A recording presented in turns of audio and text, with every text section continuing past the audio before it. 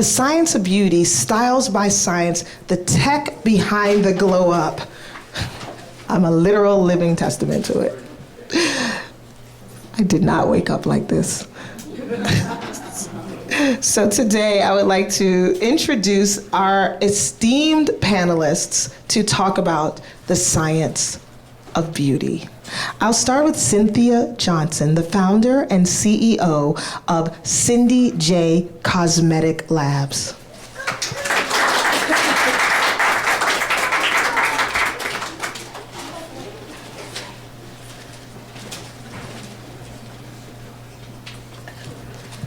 Janine Simon, an entrepreneur. She is the owner of Selfish Beauty and Black Swan Restaurant. P.S. Black Swan's in the Flavor Lab. Get a chicken box. I just had one. It was amazing. And she is the founder and the co-host of the Ish podcast for women as well. And then Dawn Myers, who is an entrepreneur and the founder of Ritualist. Hi, Dawn. Jermaine Leftridge, entrepreneur of I Know Skincare.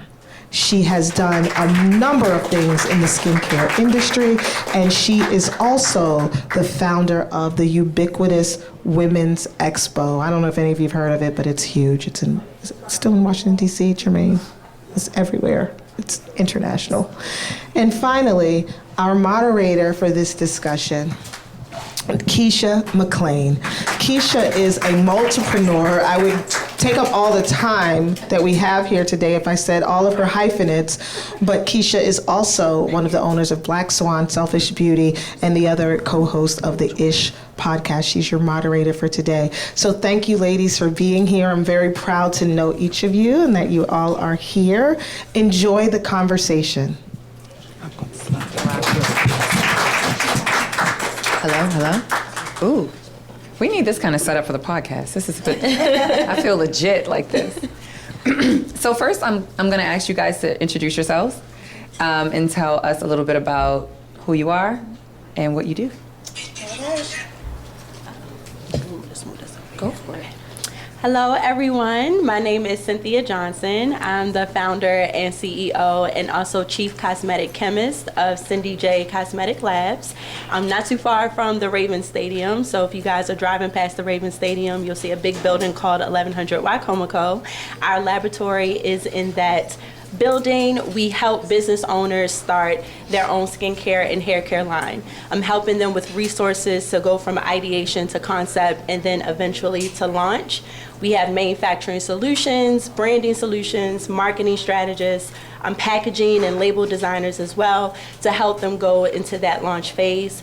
We are also hosting our expo, our second annual expo of product developers, chemists, and manufacturers to really help business owners get those accessible resources to product development, whether it's capital, whether it's funding, whether it's educational resources. So we'll be hosting that in October. So of course, after this panel, if you guys can go right on over to our table and we can give you guys some information on that. Thank you.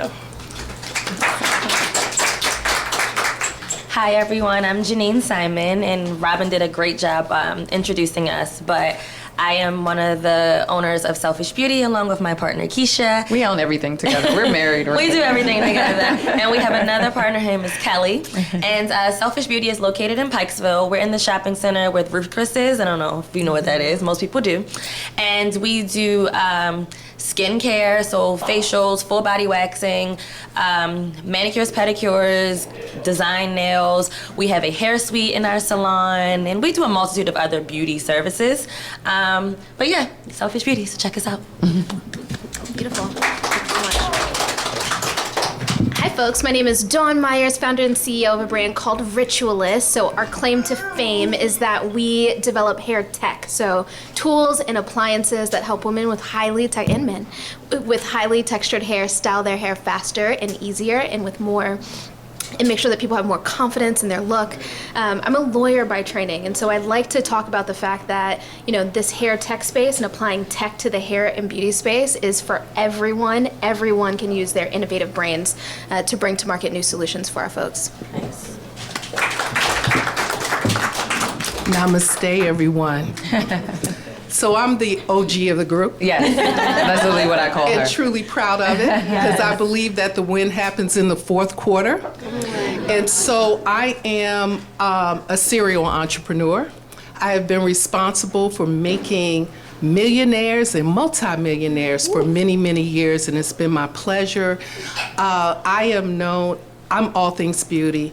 I have a sales and marketing company that help brands get on shelf, guide them to help them with their why. And then also I'm the co-owner of Ambi Skincare. For those of you remember Ambi, I created Ubiquitous Women's Expo so that I could have brands to showcase themselves in this very important marketplace, the DMV. And then after losing my mom, I decided to start my own skincare line from the very beginning, and I've been on Sherry Shepherd and Tamron Hall. So I'm excited to be here to share, and I love that these young ladies here, because it's about collaboration. Yes. And when you don't understand that, you'll never grow. You might as well drop the mic every time Renee talks, right? Just drops mic, sound bites all day. So how do you guys, you've been in business for? 7 years. 7 years, right? So 5 years was what we say was our itch. But in the last 5 years, and this is for all of you guys, how do you think technology has changed your business in the last 5 years? I would say technology has changed in ways that a lot of us formulators and cosmetic chemists didn't even think would be, didn't even think would be possible. You know, we have some people, some business owners that are afraid of AI.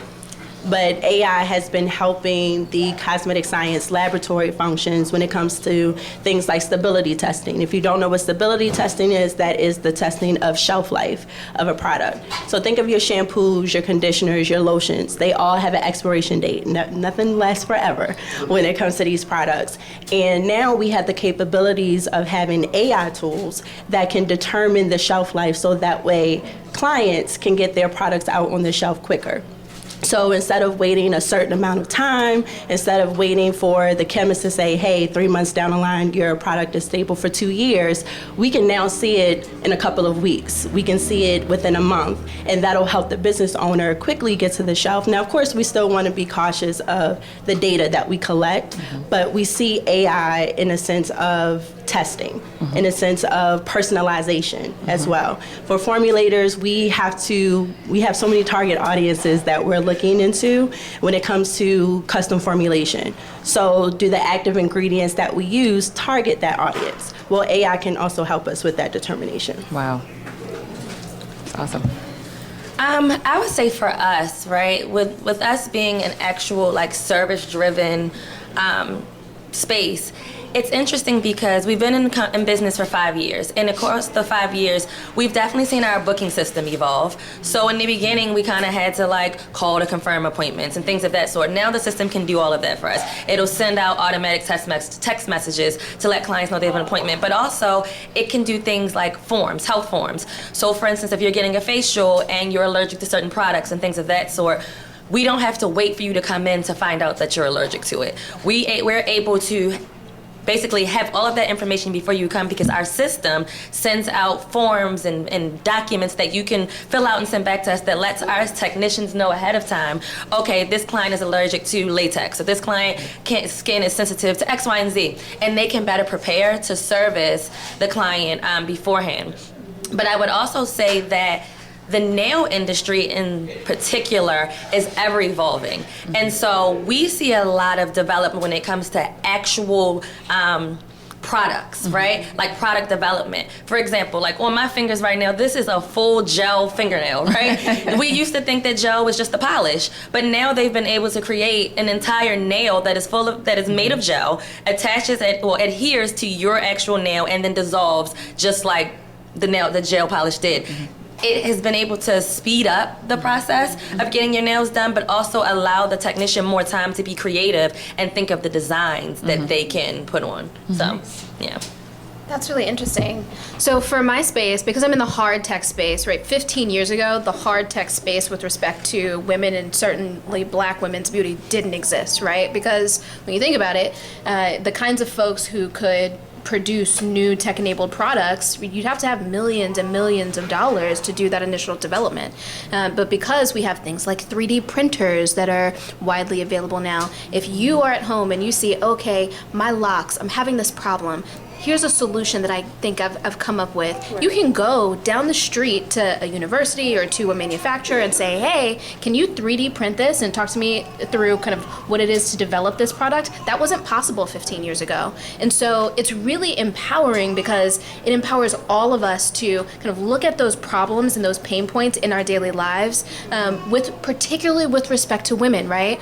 Women's pain always goes it's just not taken seriously, right? Mm-hmm. And so people just expect us, it's okay if she has to spend an hour or 2 hours doing her hair, who cares? But that really affects our quality of life. It really affects whether or not we've got enough sleep so we can perform at work and take care of our families. So creating these technologies that improve our quality of life and streamline our life really is very, very important for our communities. And we've just opened ourselves up to that work just over the past 10 years. So this is really exciting stuff for me. I've been fighting it all the way. We're going to have some real talk. That's why I keep the youngins around me, so that they can teach me and keep me up on technology. I mean, I'm still using, to be honest with you, an old planner. And they said, Ms. Jermaine, all you have to do is just talk into your phone and it'll lay it out for you.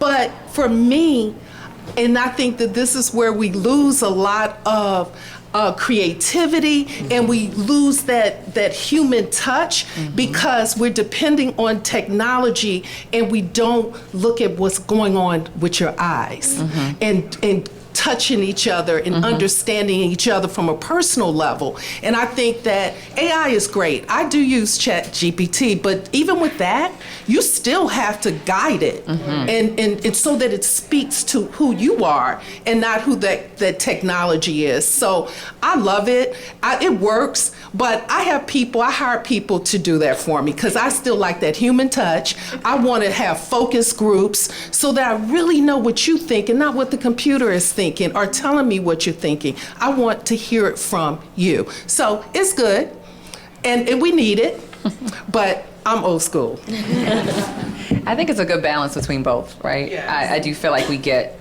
so far deep into the rabbit hole of tech that we forget to be personable. So it's definitely a dance of staying true to who you are, and that's why you have different people that are better at different things.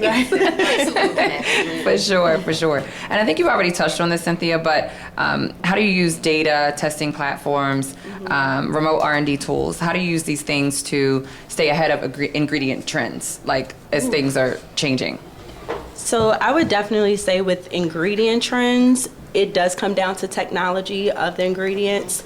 A lot of people think like, okay, if I have this type of shea butter, or if I have this type of jojoba oil or olive oil, that is naturally coming from the source. And sometimes that's not the case. And a lot of ingredients are now going through something called biotechnology. So they're renewable sources. They're sources that come from like, let's say, for example, you have an orange and you peel that orange. That peel is now biodegradable, or you can use that as a sustainable resource for your skincare product. So instead of throwing it away, let's take it to a manufacturer, and the manufacturer can break it down even more to become a new ingredient. So I see the trends of upcycling. That's what is called upcycling for renewable sources. But I see that trend for a lot of business owners that are looking for those sustainability claims. A lot of people say, hey, I like sustainability, I like to recycle, but they don't really know what it takes to recycle or to become an upcycled product or business. A lot of the upcycling ingredients that have that biotechnology can be expensive as well. So when we think about ingredient trends, we have to think about the price point. And then of course, that's when the formulators have to come into place with, sourcing those different types of pricing. a lot of the technology also comes down to softwares as well. So we're actually going to be investing into a cosmetic science software where we can price out our ingredients, especially with these tariffs happening. That's another conversation. But we have to make sure that we're up to date with pricing. So now we have to stay up to date with ingredient trends, the biotechnology, and pricing. We use a company called Margin Edge for our restaurant, and that's exactly what it does. I mean, the salt and the pepper. It's like it's like all in there, but it really does matter. Yeah. Those small micro things add up. Right. So that's and you have awesome. to think about your percentages too. How much are you using into the product? We have to think about recommended usage levels as well.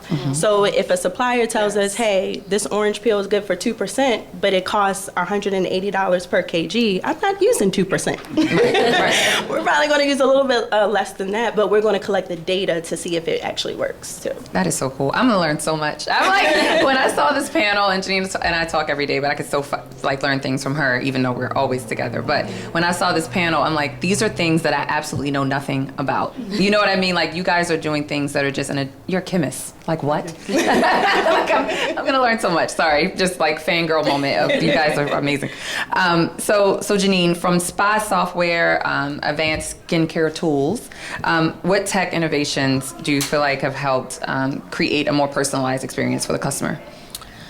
You know, I would say that I'm still learning, and as we do more research so that we can grow Selfish, there are a lot of technologies that have come out that we haven't started using. However, I've seen it other places. For example, a lot of spas now have technology, and I think it's AI, quite frankly, that can tell you if you get X amount of facials, what your skin will look like, right? It'll show you an image. It'll show you an Yeah, we were image of talking your about it. actual face and what it'll look like after receiving this service a certain amount of times. Now, obviously, technology and the software is not free, so then you have to look at the upside of whether it makes sense for your business and your business model. But for the consumer itself, it's a very interesting technology. They also have technology now that can also scan your skin before the technician big in ever Korea. looks at it. It's a big And tell thing you for me. exactly what's wrong with your skin, or if nothing's wrong with it, or they can even predict acne breakouts. So technology crazy. has really advanced, but our salon per se has not exactly gotten there yet.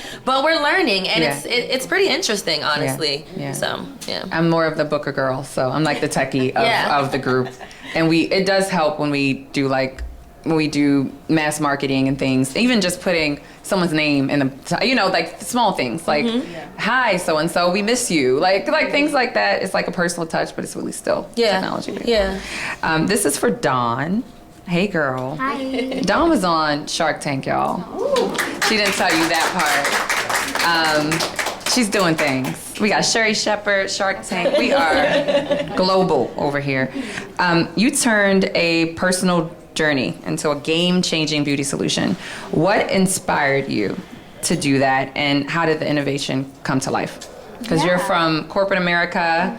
Like, how did it happen? Yeah, I mean, our brand is very much a product of like your traditional founder story, right? Somebody has a deep issue and they just become obsessed with solving it. And I think, so I'll tell you guys a story quickly. I'm working in Big Law. I'm running a little real estate empire. Not that kind of real estate empire, right? Empire's an empire. Little baby empire. And I'm busy. I'm really busy, but I'm a black woman, so I gotta be in the office. I gotta be the first person there. I'm gonna be the last person to leave. And it took me 3 hours to do my hair back then, right? So when am I supposed to have the time for all of that? And I realized that all of the women around me were having the same conversation. All the black women are huddling at the water cooler and we're talking about, oh my gosh, it was so hard, it was so bad. And so one day I just came up with this concept. I went to a beauty supply store and a hardware store and bought a bunch of doodads and prototyped our first prototype. And I put it on my vanity, and my homegirls would come over to my house and say, oh my God, that's amazing. Can you make me one? But I didn't have the bandwidth to keep making these things. And so I went, got this prototype, took it on the train from DC to New York, and I was looking for for someone else to make it. I saw that there was a need, and all these black women are saying, we want this thing. There's this huge problem that's completely unaddressed in the marketplace. So everybody kind of looked at me like I had 5 heads, right? Because there weren't any women in the R&D suites at Unilever or L'Oreal. But I came across one black VP at L'Oreal who said, I get this. This is genius. There's something here, but they're not going to make it. You have to go home and make it. And I'm like, I'm supposed to make this? So I go home and I start making, and eventually we're able to launch and grow. But really what motivated me along the way was when you start doing product development, you do what are called customer interviews, right? So you go out to people who are your target audience and you just sit and have a conversation with them. What are your pain points like? What's your wash day like? How long does it take you to do your hair? What's your most frustrating pain point? And over again, I'd hear these stories from women who maybe were, high-powered executives or who had 2 or 3 kids. And I'd have women tell me these stories of having really bad scalp psoriasis or dandruff, but they can't wash their hair. They can't take care of their basic hygienic needs because washing and restyling their hair is going to take them 3 hours, and where's that 3 hours going to come from, right?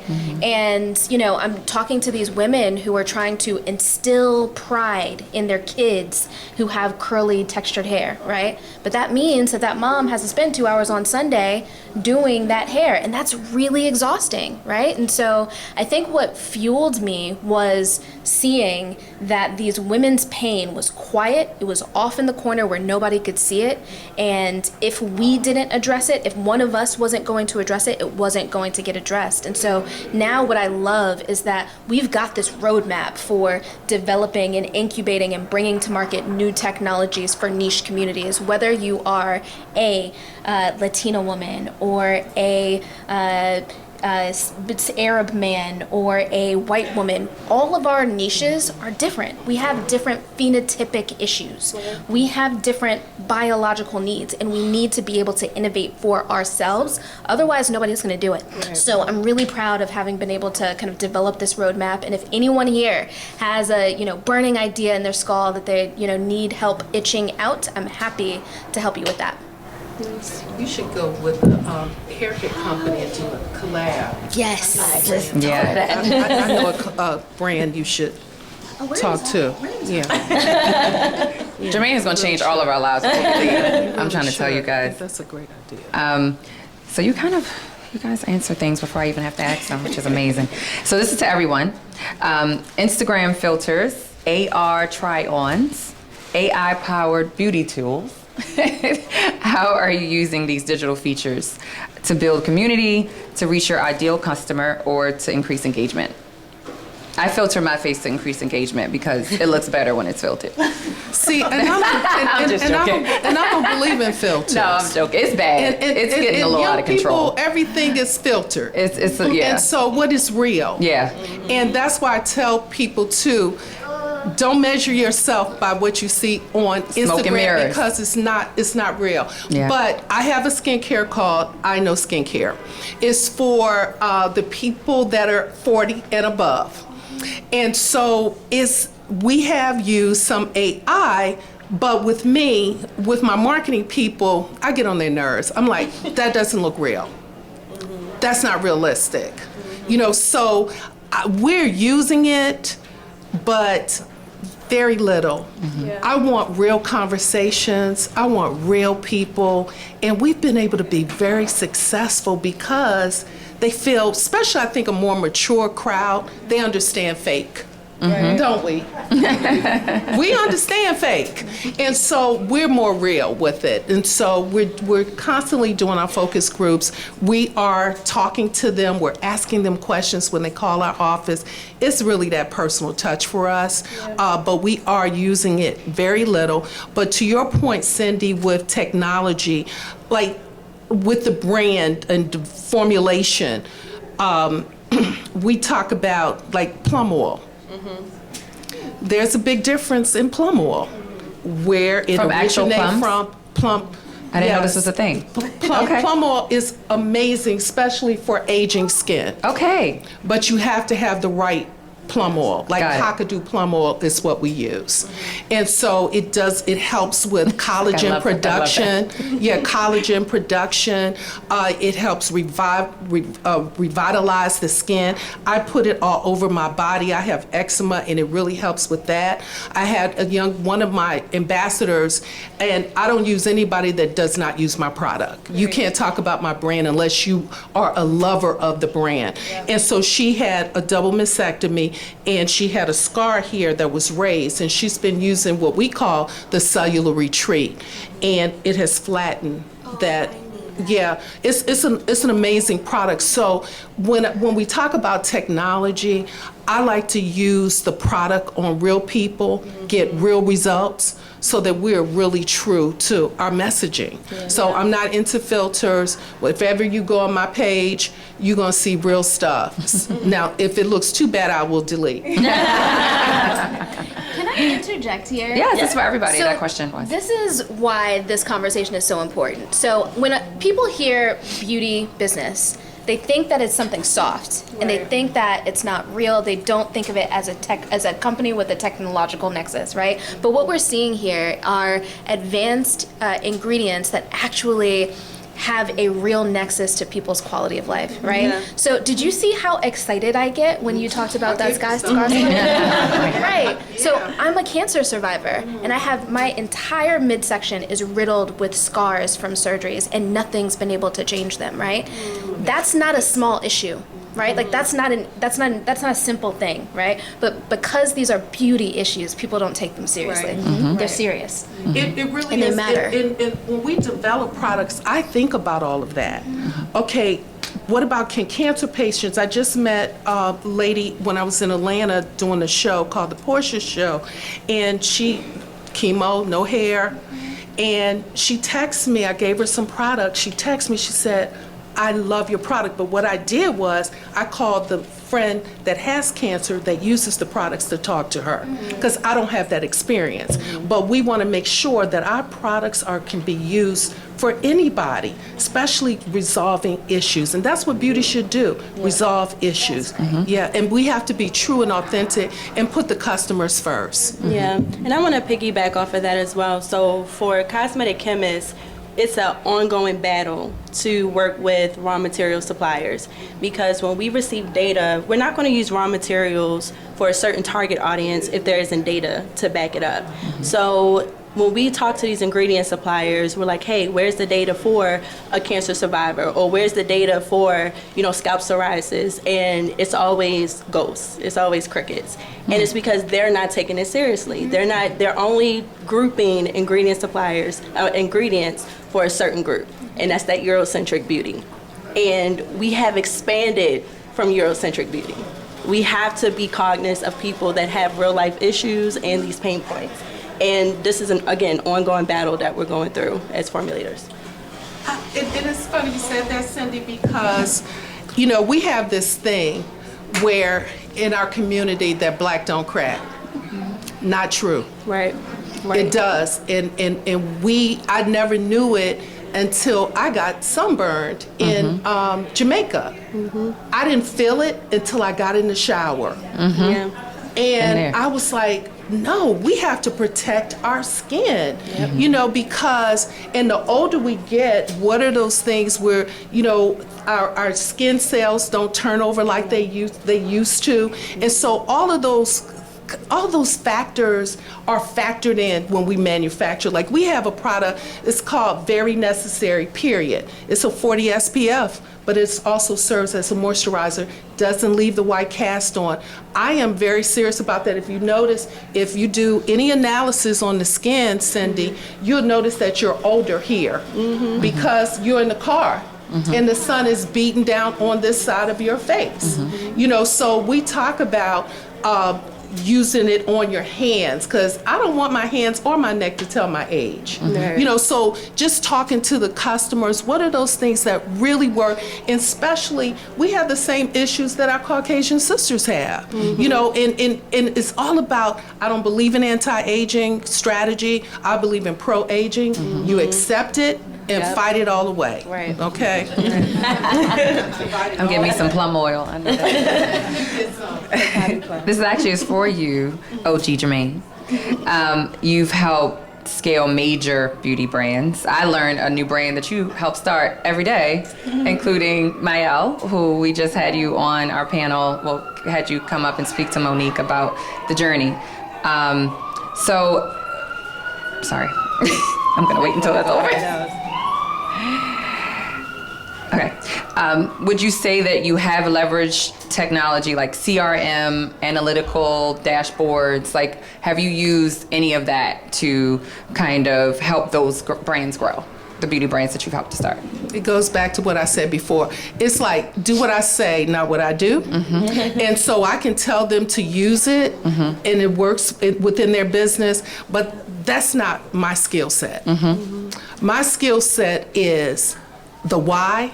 What is it that the consumer needs and wants, and filling that need? Yeah. And that's when you make money. Yeah. You know, it's when you're giving, finding those products and how to market to the customer, you know, doing those things that really make a difference to get that product off the shelf. That's my job. Marketing and understanding when we go into a sales call to say, did you see the buyer plays golf? How you know that? Didn't you look at what's around him? You know, teaching them those real life skill sets that a lot of young people have lost. You know, what did they tell you? They teach you how to sell to them. That's where I'm good at. I'm a people person. I love people, and I try to find those pain points, and we satisfy that. I can tell them about the CRMs and all that, and I know you got all that from ChatGPT. I did. Yes. This whole script. That too. But it's to me, you're successful when you understand human nature. Yeah.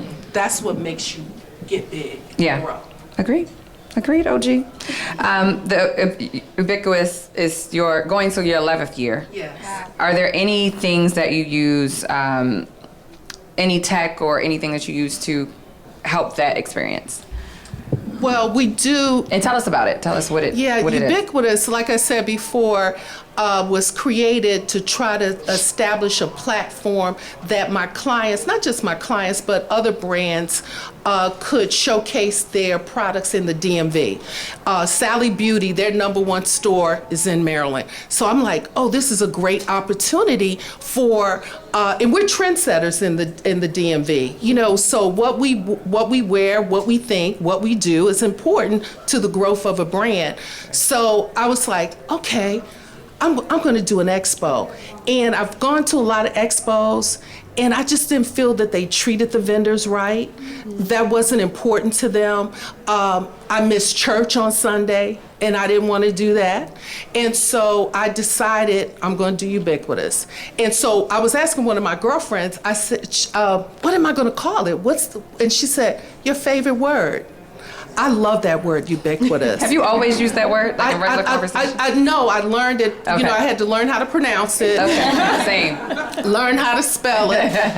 But I love the meaning. But you don't forget it, because it's I one love of those the meaning. words. It's to exist, Yeah. to be everywhere at the same time. Yeah. And based on that definition, only God is ubiquitous, but how do we become ubiquitous? It's making a difference in each other's lives. Yeah. So I created this platform where it's a beautiful platform. If you've never been, you've got to come to Ubiquitous.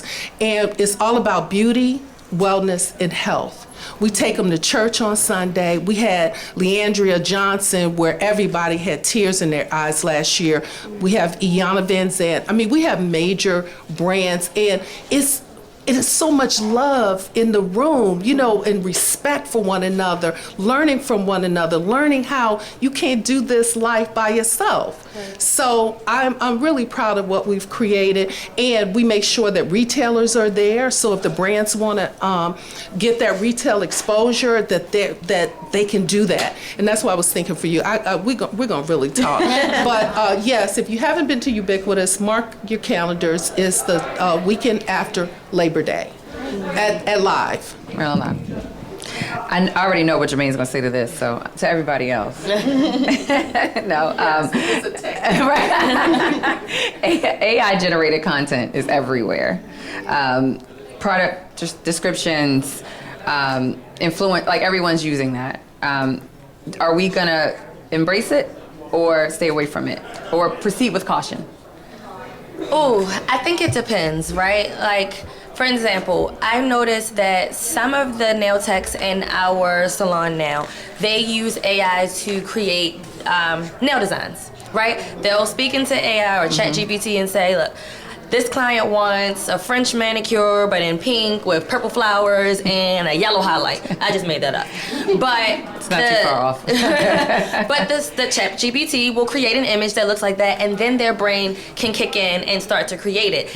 I don't think it's handicapping them. I think it's helping them because sometimes creatives get a block. And it helps to assess or I guess give a little extra push to what they need, especially when you're trying to give a client exactly what they want, because that can be difficult, right?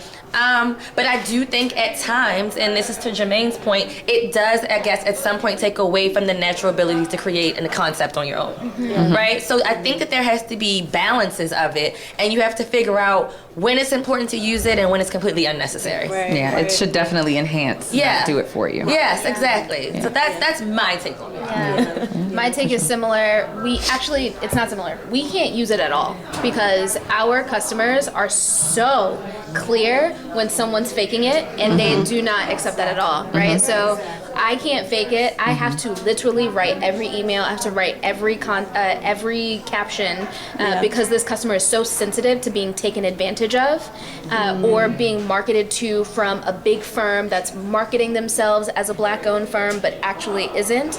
So it needs to come through my voice, because if you say a word in a certain way or if you spell it in a certain way, they're like, nope, that's not one of us. And so we actually are trying to think about, okay, we can't use AI in that way. We definitely can't use it for images, but can we use it to clean out our inboxes so that we can spend more time writing those messages, right? That's a good one. I got you. Can we use it to, streamline our back-end logistics so that we can spend more time on the front-end things so that we're doing face-to-face with customers? So there are ways to get around it, but it is very complicated. So I'm going to be on this side of the room with AI, and I know my mom, she's my business manager. She can attest to this. I abuse it terribly. Me too, girl. And I'm, in all seriousness, I think as entrepreneurs, we get so hung up in being busy, and we create these schedules, these to-dos, and for me, I forget my social media strategies. And that's when I'll use ChatGPT, put in those prompts, hey, create a monthly Instagram strategy when it comes to getting more customers, or when it comes to engagement levels, or getting the shares, not so much likes and comments, because that is not a part of the algorithm anymore. It's the shares and the saves. So how can I generate income from my social media strategy as well?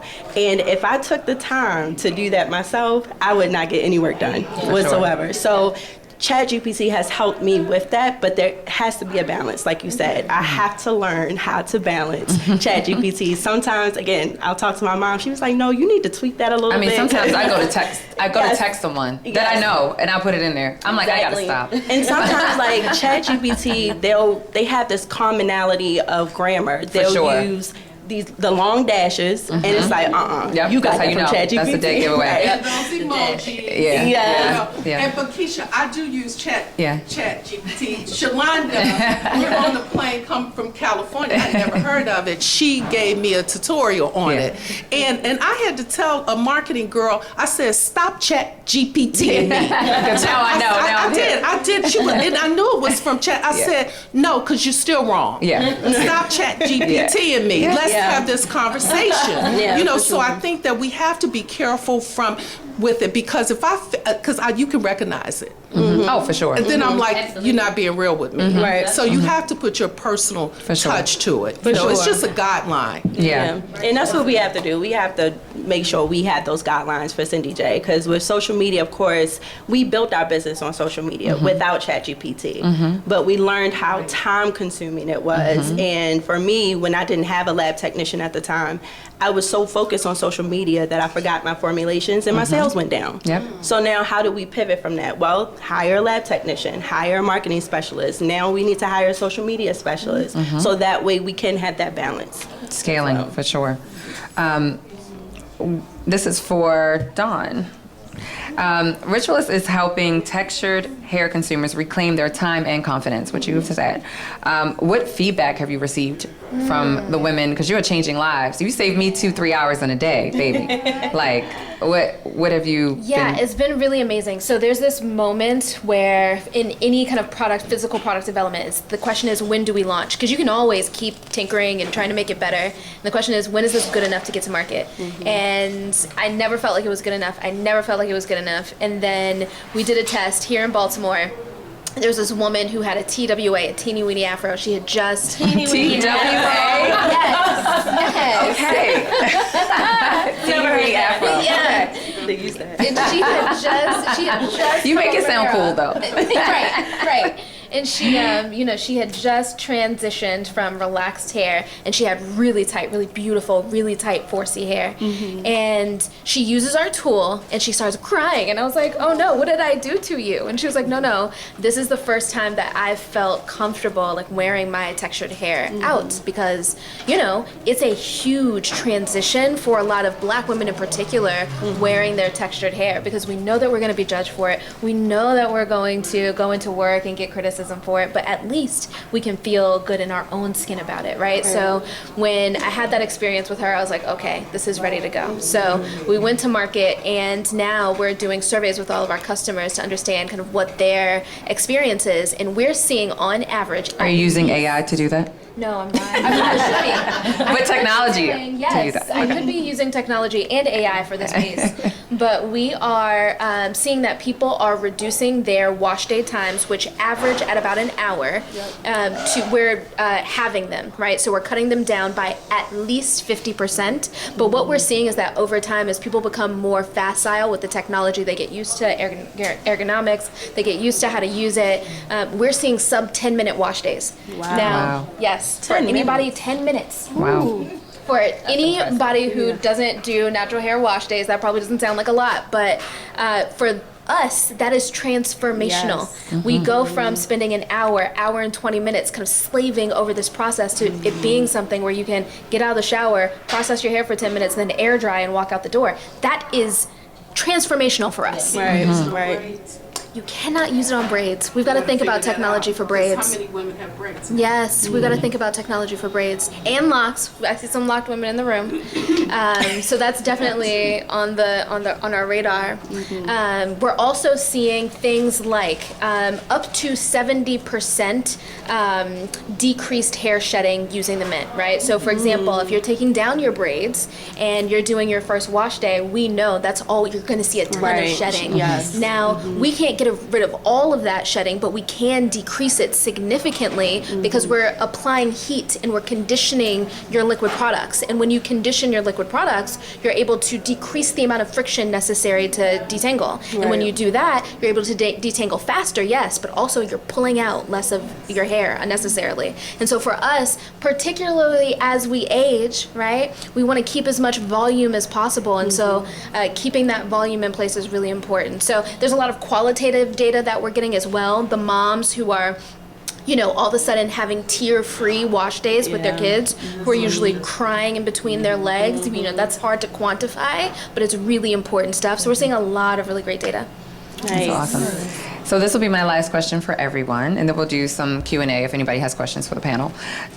If there's one piece of technology or digital tool for any beauty entrepreneur that's just starting out, what would it be? Yours is ChatGPT, and mine.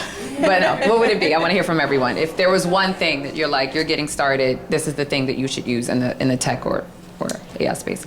I would say definitely formulation softwares. There's one in particular that we're going to be investing in. It's called Ethos, ITHOS, cosmetic formulation software, because of the tariffs that are happening. We are learning that we can't get quotes quick enough to our business owners who are looking for small batching.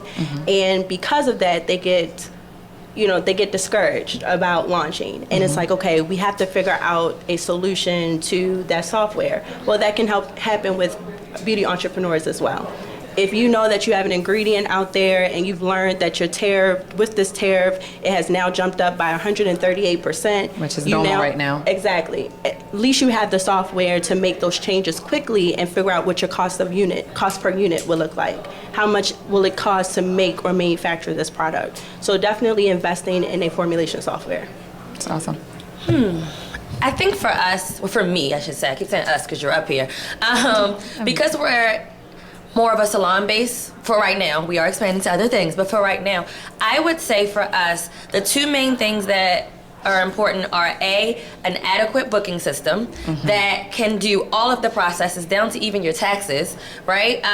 Like when it helps with your taxes, with the record keeping, and then an adequate payroll system. Because we have a lot of employees, and keeping all of that in order and structured and making sure that everyone is in compliance and tax-wise, accounting purposes, all of those things are very important, especially when you think about scaling. Because in order to scale, you have to have those systems in place.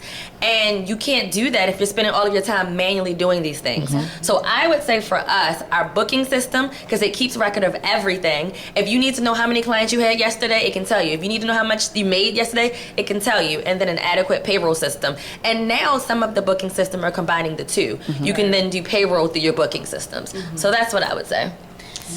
Yeah, so for us, it would be any AI technology that is a compendium of a lot of smaller technologies. So for me, there's this tension between implementing AI versus the cost and the time it takes to implement each of those individual systems, right? But there are a couple of platforms out there that take all of the kind of AI functionality available for your business and puts it all together. So one, it makes it more cost effective, and two, it just makes it a lot easier to implement. You're doing one onboarding instead of 6 onboardings, and each of those kind of individual functionalities save you just a fractional amount of time, right? So one may clean out your inbox so that you don't have to spend that hour kind of answering. I think we're all going to do that when we leave. Yes. I will. I got you. The one that I use is called Sintra. Okay, I'm writing it down. Yes, it's really good. SINTRA. And any one of those functionalities by themselves isn't worth the time it's going to take for me to stop, pay for it, first of all, and then kind of keep it up. But since this one compounds everything into one place, it makes it seamless and worthwhile. Give us something, Jermaine. Okay. Oh, that's good. So my technology recommendation would be mindset. Okay. And none of this matters if you don't have the right mindset. Because you said something that was critical, that will cripple an entrepreneur, the syndrome of perfection. Yeah. Okay, not good enough. It's not ready.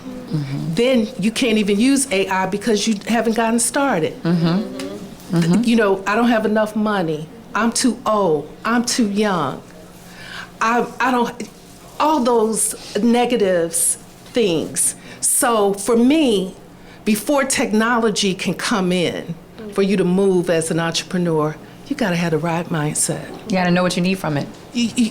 Exactly, and to make you move forward, and please don't get the idea that I don't use AI. I let the youngins use it, and then they teach me. So, but just have the right mindset, especially when you're trying to be an entrepreneur, because entrepreneurship is not for punks. That's a t-shirt. So I want to thank you guys. You guys are literal rock stars. And I mean, what you're doing in your spaces is, this is a power panel. So I'm so humbled to be a part of this, and thank you guys.